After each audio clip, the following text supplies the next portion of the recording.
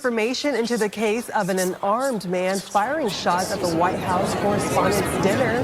Acting Attorney General Todd Blanche says that the man responsible is believed to have been targeting members of the Trump administration. Blanche also said officials believe the suspect traveled by train from California to Chicago and then on to Washington. The alleged shooting identified as Shut the fuck up! Yeah, okay. This is real suspicious now.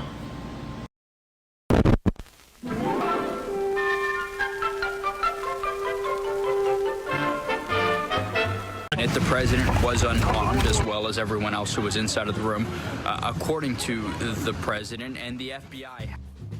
But now we've all seen the footage. A corny magician doing crappy tricks for everyone like he's entertaining 4-year-olds at a birthday party.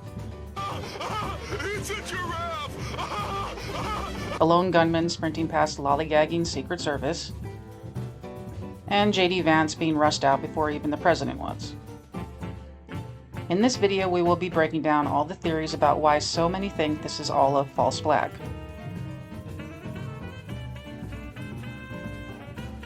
This was the first ever White House Correspondents' Dinner that Trump attended since Obama roasted him, and Trump decided he would burn the entire country down because he couldn't take a joke. But no one is happier, no one is prouder to put this birth certificate matter to rest than the Donald. And that's because he can finally get back to focusing on the issues that matter. Like, did we fake the moon landing? What really happened in Roswell? And where are Biggie and Tupac? Right there. You can literally see the petty little gremlin squirming to life before our very eyes. You're a foul, sorry little bitch! Immediately after the apparent attempt on his life, Trump gave a very well-prepared speech, condescendingly insisting on his ballroom like a spoiled toddler, saying, "I told you so." And I didn't want to say this, but this is why we have to have all of the attributes of what we're planning at the White House. It's actually a larger room, and it's much more secure. It's drone-proof, it's bulletproof glass. We need the ballroom. That's why Secret Service, that's why the military are demanding it. Wait, did he actually use the word attributes correctly there? Holy shit. It's the op-ed published in the failing New York Times by an anonymous, really an anonymous. It could be interpreted that this speech was written and rehearsed days ago, even though I can't imagine having the insufferable gall to insist on an entire secure ballroom for one man and not wanting gun reform for even one child in America. I guess you do you, boo. You always do. Most popular online MAGA accounts are now calling for all liberals to be thrown in jail. Enjoy your little tantrum, Viper baby? Leave me alone. As well as also insisting that Trump get his ballroom. Now. No, I want a ballroom! And I'm sure the left-leaning politicians have really ramped up their performative outrage once again. Yes, your weaponized weakness has been noted by all of us as well, you simps. What a shit show from both sides.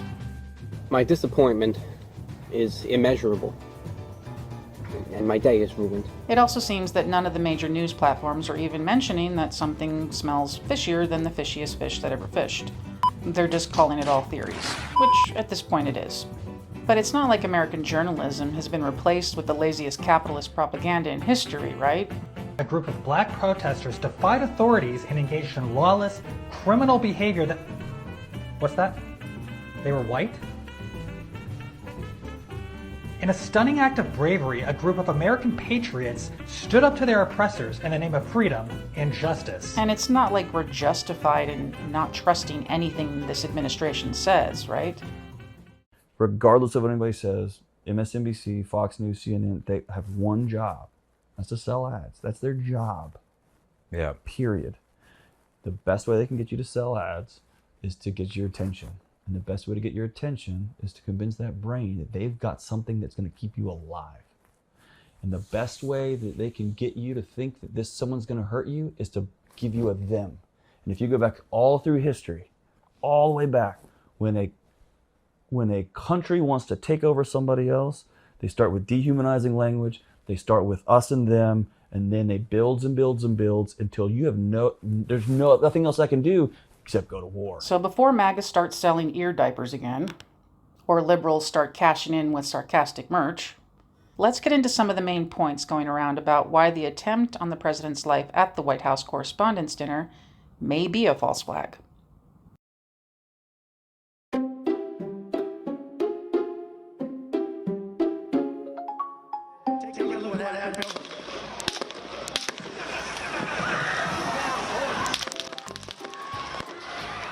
Kamala seemed to have a pretty good chance, but when we all watched the first assassination attempt live, and he immediately fist-pumped the air, I said out loud to my in-laws, well, that's that.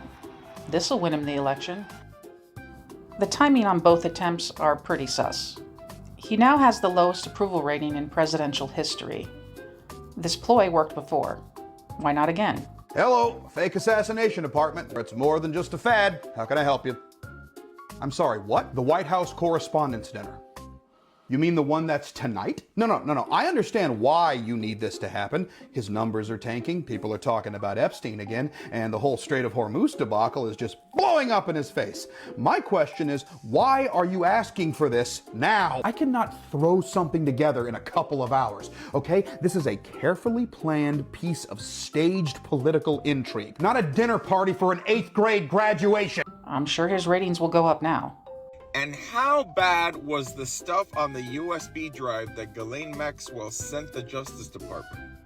How bad is the stuff on that USB? This bad! Are you gonna finish your salad? So, I know. So there's been a lot of we're gonna talk about the events, but there's a lot of speculation as to why they staged another one, because this was absolutely staged. This looked like a fucking episode from The Office. So one speculation is, hey girl, one speculation is the low poll numbers. Another speculation is just straight up sympathy because of said poll numbers. Another speculation is this is all to push for the bulletproof ballroom. Does she even know how to cry? My theory is it's the USB drive. For the simple fact that Melania all of a sudden had her, it wasn't me. And what was it, like 4 days later, they get this USB? And when they get the USB, all the Republicans are like, we support a pardon. Anybody that's we support a pardoning is on that USB.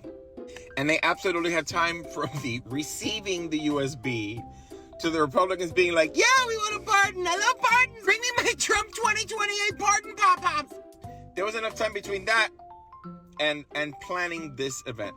Now let's get into the footage. There will be some shots fired tonight in the room. There will be some shots fired tonight in the room. Grab your phone. She called it.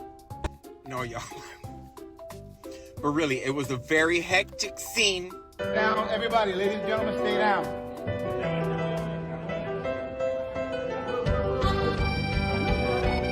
I don't think they're gonna get picked up for another season. I mean, after the first attempt, he didn't even bother investigating it. Does anyone know what happened to the guy who shot the president's ear off in 2024? Or hell, even remember the shooter's name? I didn't know ears grow back.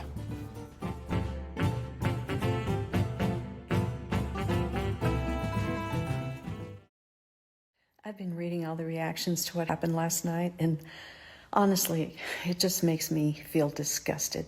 Because whether that situation was real, exaggerated, or something else, that's not even the main issue. What is the issue is how fast his people jumped on it, like immediately. They saw an opportunity and just went. That's the scary part, not just the reaction, but how good they are at shaping the story before anybody actually has time to process what really happened. And it actually says something bigger.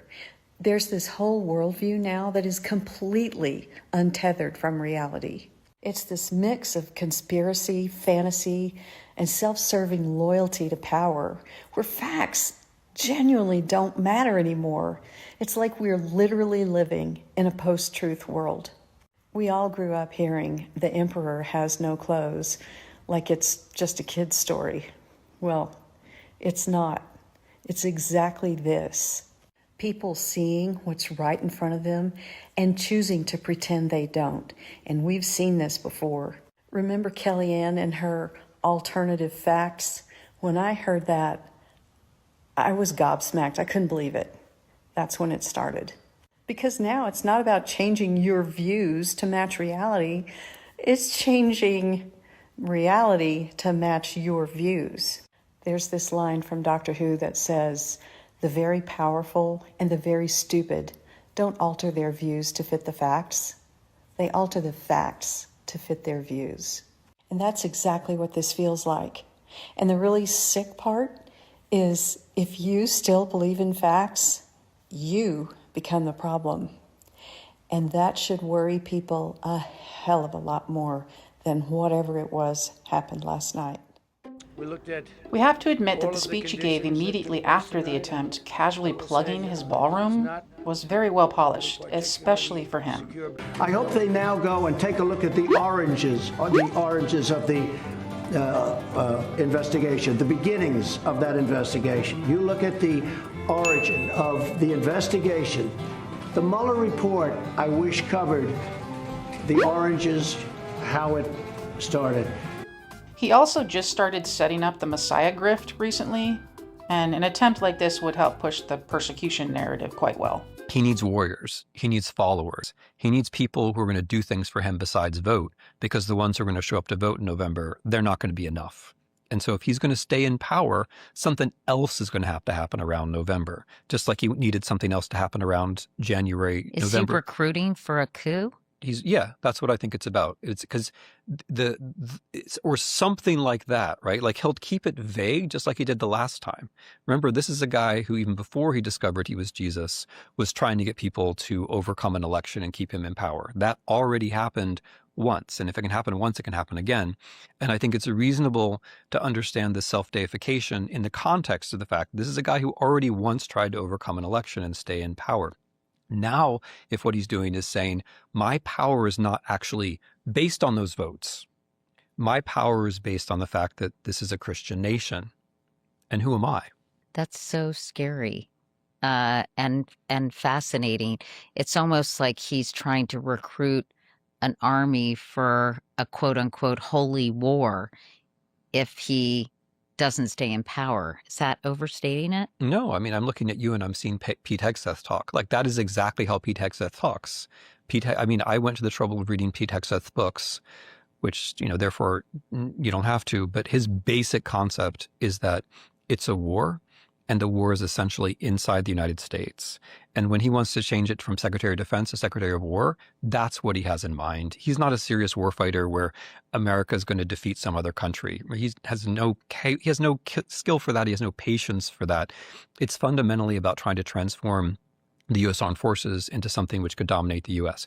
Now, as you say, that's scary, but it's also going to fail, and it's going to fail hard. But the reason why I'm trying to take some time to analyze this is that in order for it to fail, we have to see that it's coming, right? Like, it's absurd for Hegseth to define the armed forces of the United States as Christian warriors who should do the bidding of Christ. And it's absurd for Donald Trump to define himself as Christ. However, those two things are happening simultaneously before our eyes.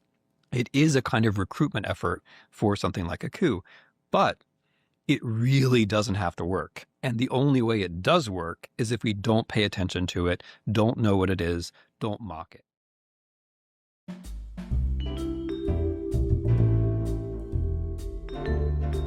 Hold on a second. So they had lazy security at a dinner for a man whose list of people who do not have beef with him is smaller than the list of people that do have beef with him. At the beef roast dinner last night. And they're surprised there was an incident. Now hold on here. I gotta sit back here and wonder, do people no longer have functioning memories? We are almost 60 days into a war. Did you forget that we are in the middle of a war that this motherfucker started?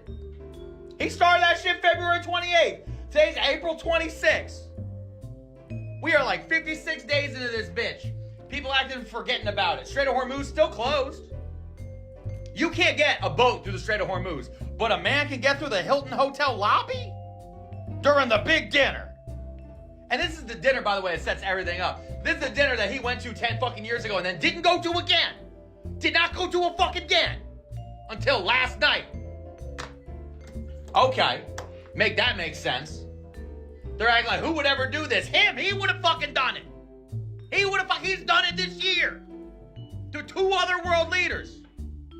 1, Iran. Gone. 2, Venezuela. Snatched him out of bed. Talking about beef, like a rat beef. He took the president of Venezuela and put him in the same cell block as 6ix9ine. 6ix9ine got a signed SpongeBob from the president of Venezuela. Why is your security playing Candy Crush? Motherfucker just can just run right past you. So of course now everybody's gonna sit here and go, I don't care. We don't. It's not news anymore. Oh, I can't believe it happened again. I can. You got beef with the Pope? The Pope? Okay, come on. The Secret Service couldn't look more bored if they were 300-pound mall cops. Dude looks about as prepared as a terrified chihuahua.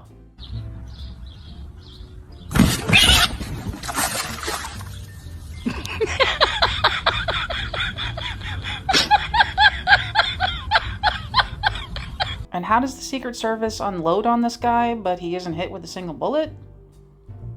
Missing on purpose, or just the aim of a stormtrooper?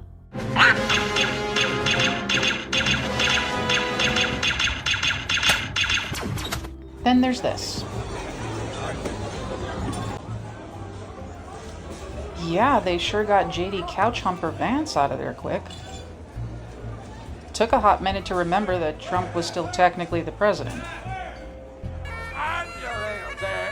All you've got to... All right, we have a piper who's down. It's all right, he's just missed. We have a piper down. I repeat, a piper is down. This is obviously weird because I guarantee Secret Service were prepped on who to protect first. That's their job. So they were clearly ordered to make JD Vance the priority and Trump secondary. Unless they're just completely incompetent, which is definitely possible considering the type of people Trump tends to employ. Working at the White House under this regime is a revolving door. The Trump administration has more sacks than a frozen food conveyor belt. You get canned more than tuna, bitch. Someone who claims Republicans are always under attack from the terrorist left. People! And flexes constantly about having the best of everything. Nobody's fighting for the veterans like I'm fighting for the veterans. There's nobody that's done so much for equality as I have. There's nobody more pro-Israel than I am. There's nobody more conservative than me. There is nobody that respects women more than I do. The best security sure is lax as fuck, my guy.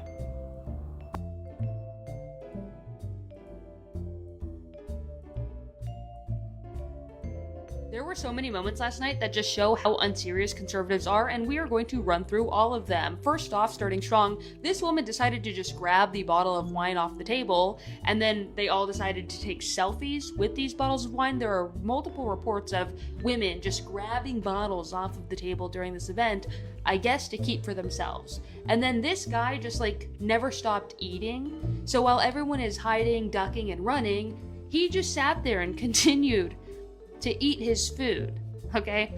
At one point, I'll let you listen really quick.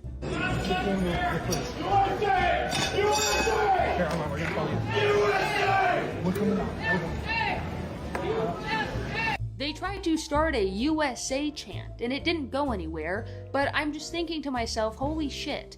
You mean to tell me there could potentially be an active shooter, you guys are hiding, Secret Service is trying to do their job, they probably needed to be quiet, and you guys are starting a USA chant? How ridiculous and unserious. And also, these are the people who claim to be tactical professionals, okay? Holy hell. Moving on. Dana White, at the end of this, when it was all over, was interviewed, and this is what he had to say. Guys running in with guns, and they were screaming, "Get down!"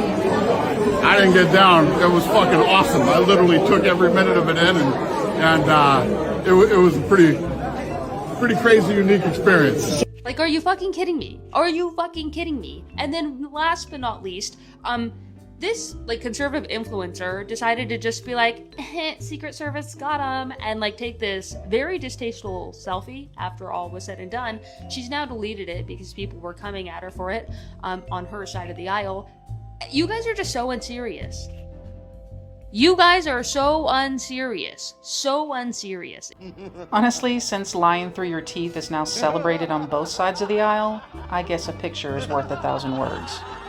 What do the White House Correspondence Dinner pictures tell us about what happened and the people involved? First and foremost, as I've said a million times, the journalists who you can really trust these days are the photojournalists. They're killing it. There's a lot of names that you'll recognize from old videos. And as always, photojournalism is both photography and journalism, so you're looking at a story being told to us about the news that is framed by an artist. But by framing it, it makes it very clear he's hiding behind his pregnant wife. And because it's backlit, it puts him in a shadow, which makes it seem a little sinister. And perhaps my favorite of the night is this one by Kylie Hooper. I have yet to feature. I'll be looking now. The framing is fabulous. Partly because there is so much nothing in the picture, but also partly because of the reflection. The two sides of both of which are smiling at a shooting. This hones your eye in on his expression and his body language, and it doesn't look good. And then finally, I think Nathan Howard's image of the press conference gives us a sense of what's happening. By sitting very far away, it's like you are in the cheap seats at the theater and they're not doing a great performance. No one in the seat looks at all moved. It really frames this as artifice. Don't you just love how brave these cuck politicians are? True protectors of women. Side note, there might be a legitimate reason for their indifference towards women. So this is not a conspiracy, and yes, this is fucking crazy. There's been so much going on that I haven't been able to talk to you guys about it.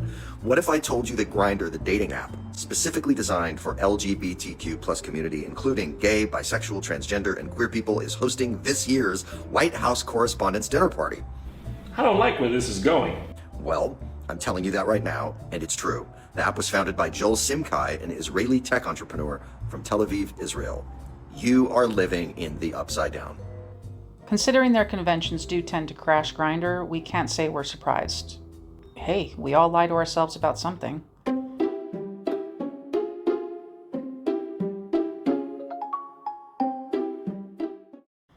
An ex-post tried to frame a Fox News reporter's on-air conversation with Levitt's husband as evidence the shooting was staged. The ex-post said, "Holy shit, Fox News just cut one of their reporters off as they seemed to indicate the shooting was a pre-planned false flag."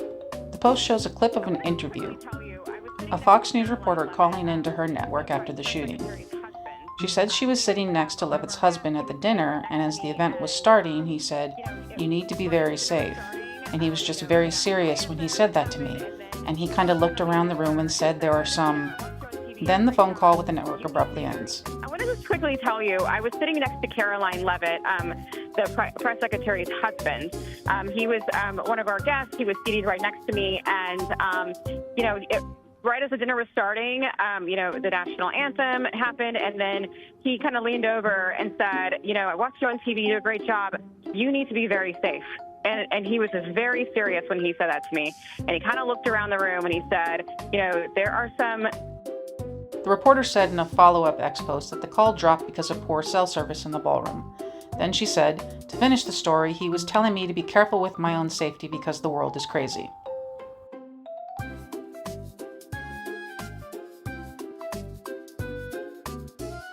This is what they want. They want to create chaos and distraction so we don't pay attention to the shit that we really need to be paying attention to. This was pure bullshit. Pure theater.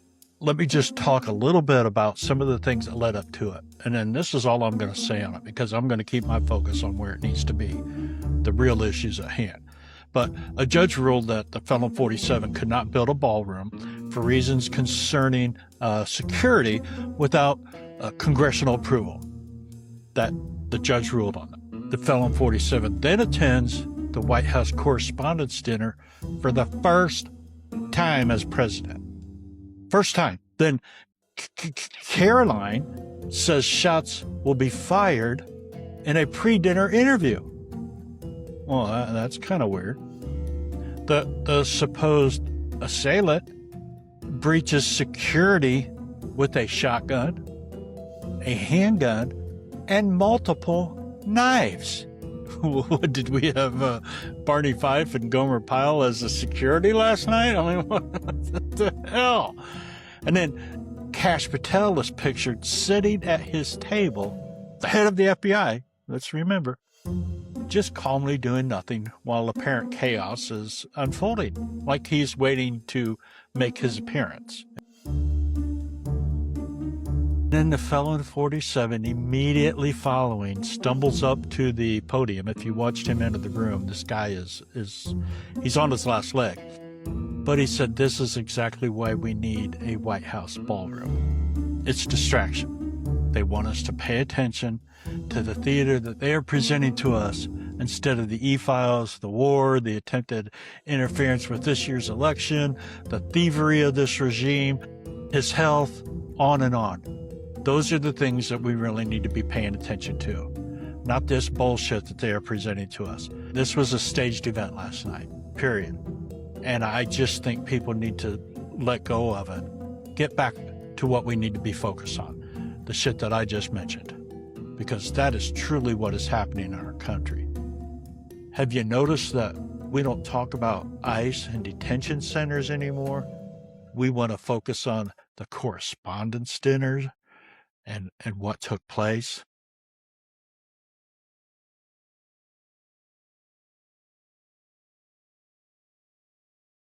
Post has apparently released what they are saying is Cole Thomas Allen's manifesto. Hello, everybody. So I may have given a lot of people a surprise today. Let me start off by apologizing to everyone whose trust I abused. I apologize to my parents for saying I had an interview without specifying it was for the most wanted. I apologize to my colleagues and students for saying I had a personal emergency. By the time anyone read this, I probably most certainly do need to go to the ER, but can hardly call that not a self-inflicted status.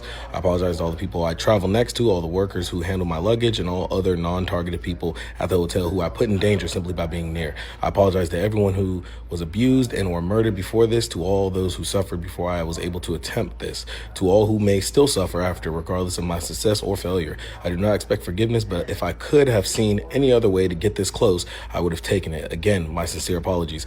On to why I did this. I am a citizen of the United States of America. What my representatives do reflects on me, and I am no longer willing to permit a to coat my hands with crimes. Well, to be completely honest, I was no longer willing a long time ago, but this is the first real opportunity I've had to do something about it. While I'm discussing this, I'll also go over my expected rules of engagement, probably in terrible format, but I'm not military, so too bad. Administration officials, not including Mr. Patel, they are targets prioritized from highest ranking to lowest. Secret Service, they are targets only if necessary and to be incapacitated non-lethally if possible, aka I hope they're wearing body armor because center mass with shotgun messes up people who aren't. Hotel security, not targets if at all possible, aka unless they shoot at me. Capitol Police, same as the hotel security. National Guard, same as hotel security. Hotel employees, not targets at all. Guests, not targets at all. In order to minimize casualties, I also will be using buckshot rather than slugs. I would still go through most of everyone here to get to the targets if it were absolutely necessary, on the basis that most people chose to attend the speech by a and are thus complicit. But I really hope it doesn't come to that. We expect the manifestos of crazy cold-blooded assassins to sound desperate and enraged. This dude just sounds resigned. We cannot stop talking about the recent assassination attempt at the White House Correspondents' Dinner, because if you've seen the newly released footage, nothing adds up. Again, we do not get to stop talking about this and let them off the hook again.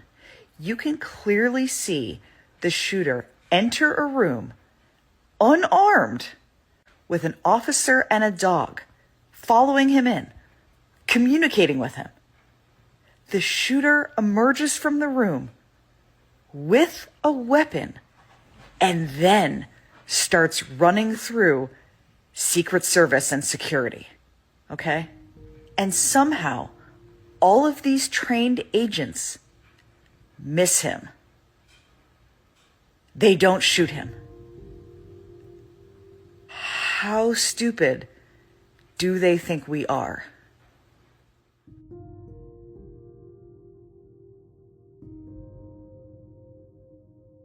The shooter is identified as 31-year-old Cole Thomas Allen.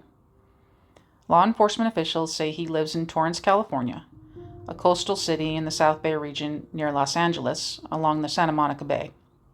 The chief of Washington, D.C.'s police department said investigators think the suspect was staying as a guest at the Washington Hilton, where the annual dinner was held. Facebook posts appearing to be linked to Allen indicate he was recognized as Teacher of the Month in December 2024 by the Torrance branch of C2 Education. A LinkedIn page that appears to belong to Allen describes him as a mechanical engineer and computer science by degree, independent game developer by experience, teacher by birth. It also says he got a bachelor's degree in mechanical engineering from Caltech in 2017 and a master's degree in computer science from California State University last May. A 17-year-old student of Cole's said he was a good teacher and called him a smart guy. You wouldn't expect him to be plotting some crazy evil plan to kill the president, Jason said. He was just quirky because he was just really smart guy. A White House official told NPR that Allen sent his family members what the White House is calling a manifesto minutes before the incident took place at the Hilton Hotel. The Secret Service spoke with Allen's sister.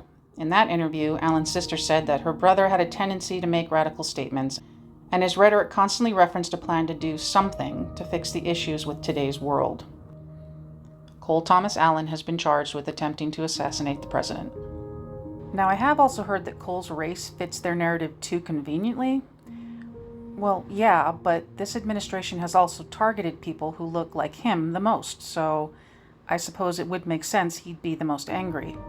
Now, I know he clearly wasn't thinking straight, but it's strange that it never crossed Cole's mind that if he failed, he would really be helping the president.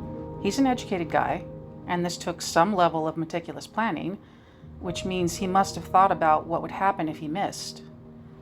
Why not just attack after the administration loses and they refuse to leave? They're already hinting at a third term. Why risk failing and then guaranteeing Trump gains sympathy votes at the most convenient time possible? The main takeaway is this helps Trump either way. His approval ratings will go up, which may help him win. If he loses, he can refuse to leave and hunker down safely in his ballroom bunker.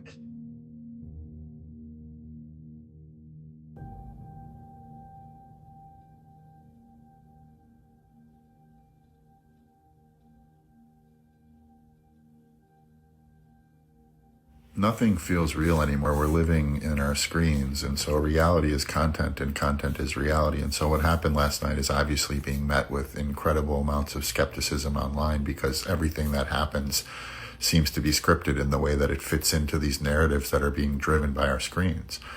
Right. And so one thing that's kind of amusing is this idea of condemning political violence, because when it comes to empire, it's never actually about condemning political violence. It's about cornering the market on who gets to apply political violence and what language is used around said violence. Right. The war in Iran, violence. The genocide in Gaza, violence. Right? Inaction on climate change, political violence, right?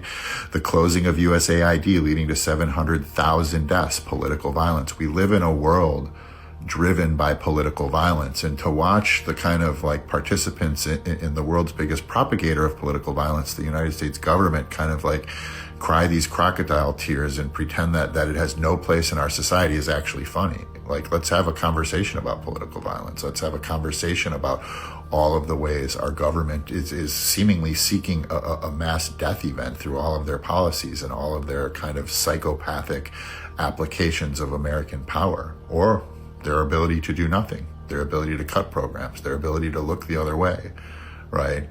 It's all fucking crazy. And so who really knows what happened last night? Who really knows? I mean, watching all of these reactions of Hegseth and Kash Patel and Erica Kirk, it's just watching a fucking reality TV show with recurring themes, with recurring characters, with literal plot lines, this one being recycled. Every time Trump's kind of numbers get back, it's just, this is the point. Flood the zone with shit. Our zone has been flooded. Our ability to determine an objective reality has left the building long ago. And so we're all out here on our own, kind of looking at our screens, trying to figure out what's real. And, you know, good luck with that. Maybe instead of more of this bullshit, we should be talking about why the American public has lost trust in the administration so deeply that the first thing most people thought was, it's staged. Because everything in this administration is smoke and mirrors, even a lot of people on the right side-eyed this event, but also felt like it was just another opportunity to own the libs.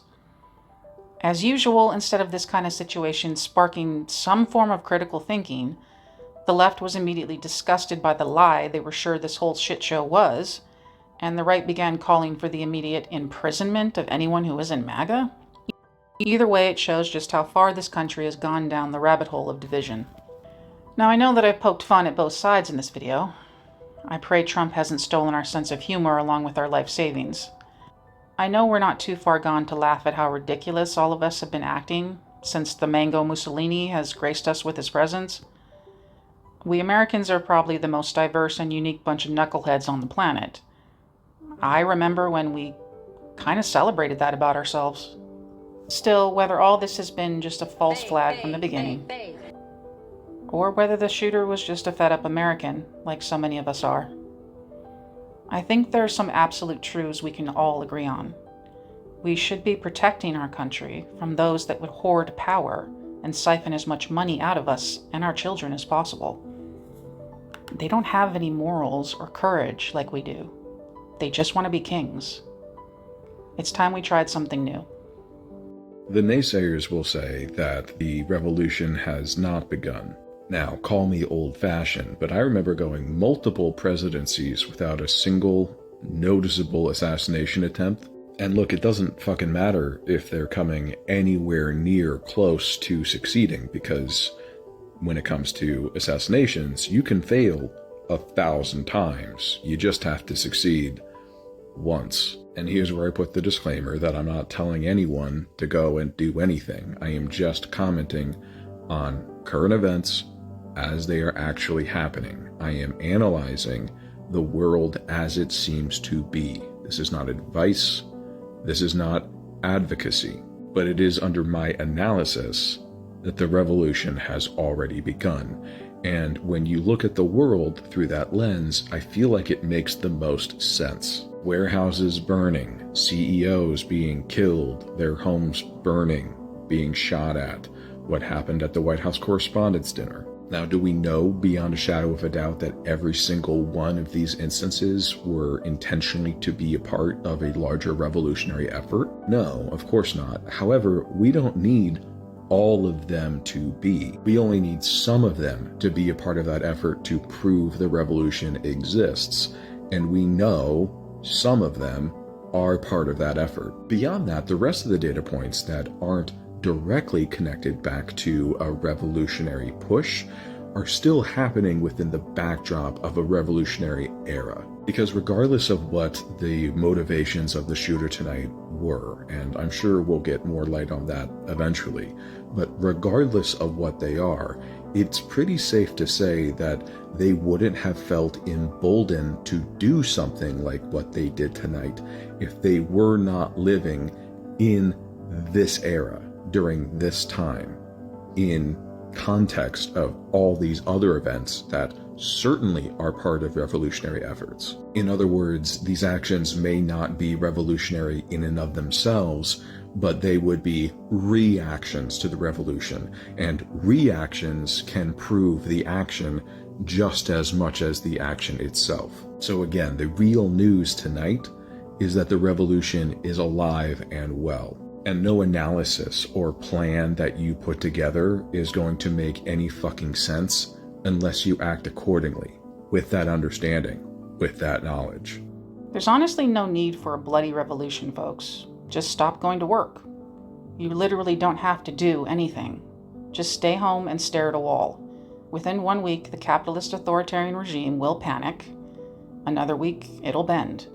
Soon, it'll break, if we want it to. They absolutely cannot fire or imprison all of us. We prop up the system by funding it with our blood, sweat, and tears, and it will topple without us.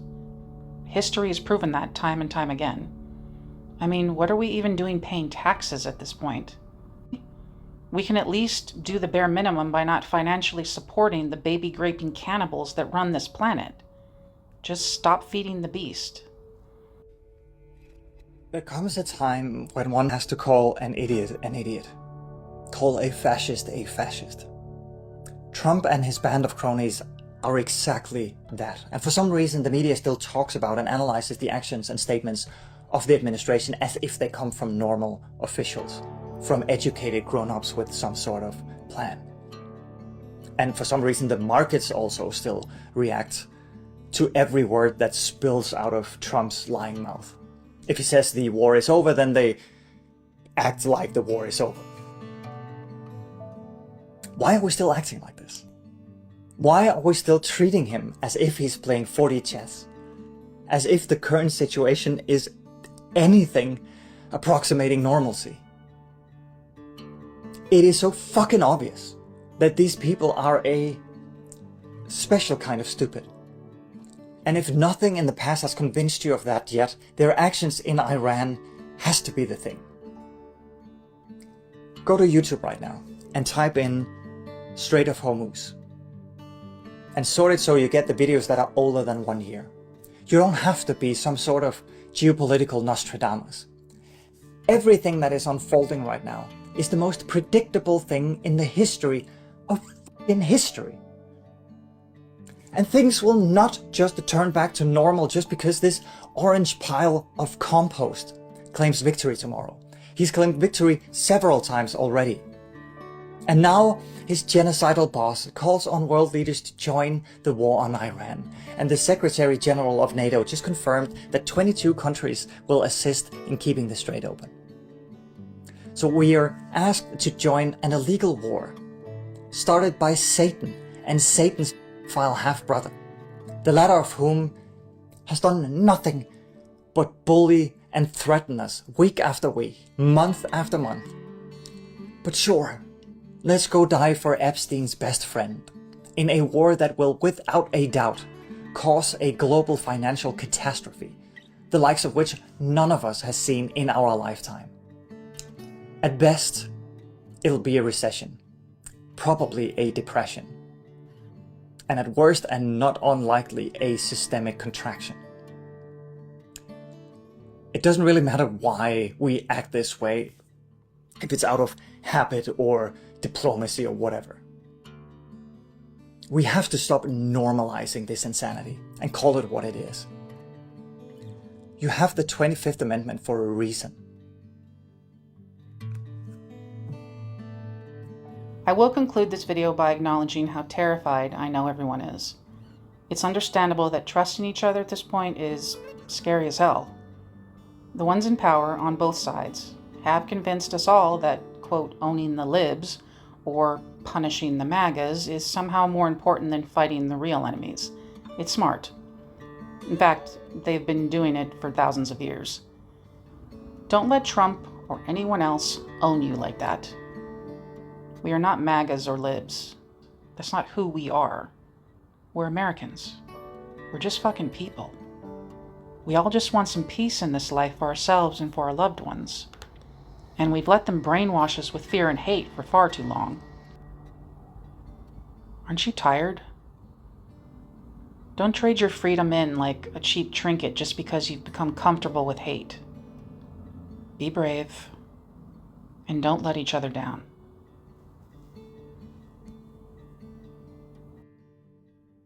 If I missed any theories, please drop them in the comments below. From one rage muffin monster to another, I hope you find a soft place to fall, and some peace in your own skin. Take care.